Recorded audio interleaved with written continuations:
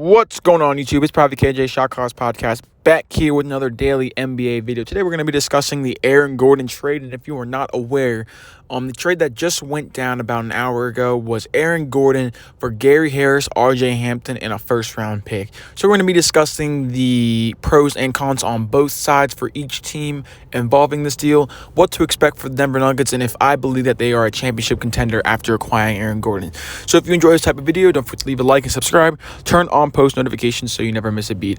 If it's your first time being on this channel, hi, my name's Kyler, Private KJ. We upload daily NBA videos twice a day. Once being during the day talking about breaking news, teams, and players, and during the night talking about NBA recaps. Now, for the next 2 days, I'll be uploading rapid NBA trade videos, probably about 3 to 5 today and 3 to 5 tomorrow, discussing each of the trades, and if there are more, then probably be talking about more. But with that said, let's just kick right into the video. So we're going to be discussing on the Denver Nuggets side as they acquired Aaron Gordon. And if you missed my Denver Nuggets video, you would have seen that I mentioned that the Nuggets trading for Aaron Gordon, in my opinion, does not put them into championship contender. So they do lose Gary Harris, who I do believe was worth losing. I don't think he was all that good to begin with. I do understand that he's a 3-and-D wing player, but ever since, I'd say about 2 to 3 years ago, he hasn't been the same. Injuries have been the reason why behind that.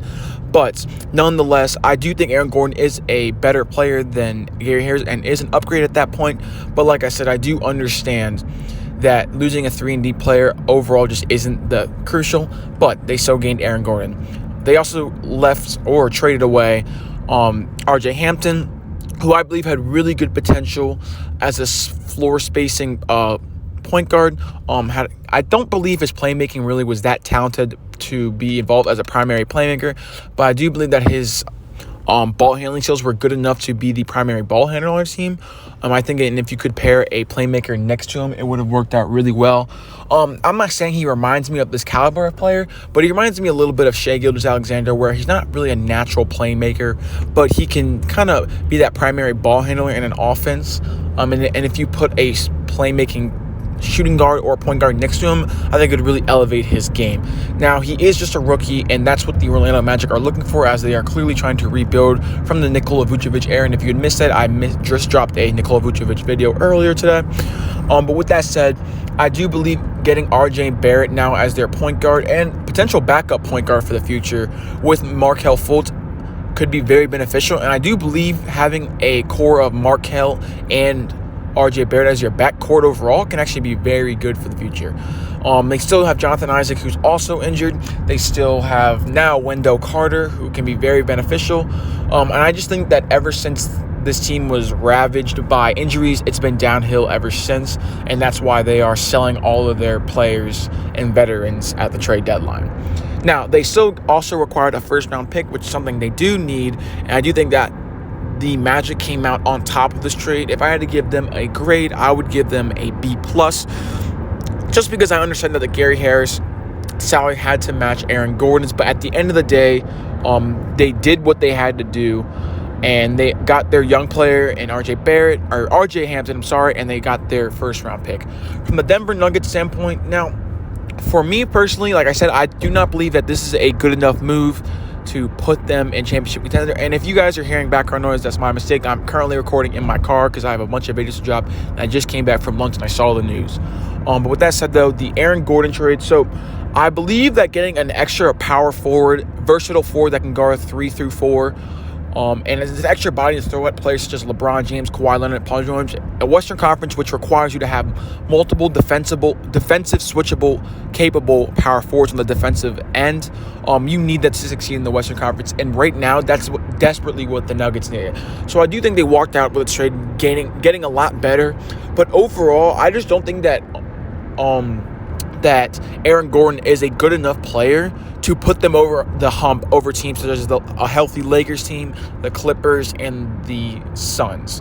I do think I would rather have them than the Jazz, and maybe it's still my fault for sleeping on the Jazz continuously this season, although I've acknowledged how good they've been in the regular season. I just don't believe that the core of Rudy Gobert and Donovan Mitchell as a superstar core is talented enough to beat Kawhi Leonard and Paul George, to beat LeBron and Anthony Davis when healthy. to beat, matter of fact, Chris Paul and Devin Booker with the supporting cast around them. So maybe that's my fault for not believing in them, but that's just my personal opinion. With that said, though, Aaron Gordon is a slashing forward who I believe they might experiment with him at the 5 a little bit, depending on how much they really want to experiment with small ball. I wouldn't be surprised in the playoffs if we see a Aaron Gordon, PJ Dozier, Michael Porter Jr. lineup. I also wouldn't be surprised if we see some Jokic, Aaron Gordon at the 4 with Michael Porter Jr. at the 3. And I do think, by the way, that we can expect some Monte Morris playing some more shooting guard for the rest of the season, just because they do like playing Campazzo about 20 minutes per game. And I do love me some Campazzo. So with that said, to talk about more about Aaron Gordon, the actual player, I do think that with that defensive switchability that he brings, something that they've desperately needed at times this season to provide that defensive impact. And I do believe, like I said, we could see some small ball 5 out of Aaron Gordon. I wouldn't bank on it, but if it happened, I just really wouldn't be shocked. I do think he will greatly benefit in the efficiency department on the offense side of the ball, playing with Jokic, just because of how talented and how amazing Jokic is as a playmaker at the 5 position, and of all time for that matter. I do think at some point we can really see Aaron Gordon's efficiency to skyrocket. If you do have him for fantasy, I'm just going to kind of briefly talk about that for a little bit. For fantasy basketball purposes, because I know I have him, I do like this fit a lot, and I do like this move. I'm just not sure if I can consistently rely on him. And even though he was never a consistent fantasy player to begin with, if he can get the minutes, about 20 to 30 minutes per game, then I won't be really too worried. But it's the minutes that concern me, just because they still have plenty of other forwards like Paul Millsap, Dozier, and Michael Porter Jr. I'm not really expecting too much from him, but I do think for fantasy purposes that he can be really good. I think his ceiling is definitely raised now playing with Jokic. I expect him to get a lot of backdoor cuts for easy dunks and layups.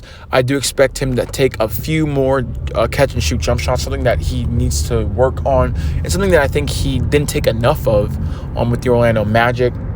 But with that said, we're move on from fantasy basketball. The overall point that I want to bring up is Aaron Gordon, how versatile he is to this team, and something that they desperately needed. But at the end of the day, I don't believe that this is a good enough move to take the Nuggets over the hump against the elite Western Conference. Now, since the West is so stacked, I'm not really sure who is going to come out the West, just because of the Lakers. The reality is that they are injured. And now that teams like the Mavericks have been on the come up, and a lot of different scenarios have been played out throughout the West this year, I have no idea at the end of the day who will come out of the West. If you ask me to put money on the line, I would probably pick the Lakers, assuming what we see from Anthony Davis and LeBron James when they come back healthy. But like I said, if I had to choose, I just wouldn't put my money on the Denver Nuggets, just because I don't believe that Jokic and Murray are good enough as a superstar duo to beat out LeBron and Anthony Davis. And I do understand that they beat the Clippers last year, so I will give them credit for that. And the good thing about Aaron Gordon is that he sort of fits the timeline that is Jokic and Murray. All of them are under the age of 25. And I'm not sure how young Gordon is. I think he's around 26, 27. But he's not old enough to the point where you need to get rid of him after his contract's over. You can re-sign him.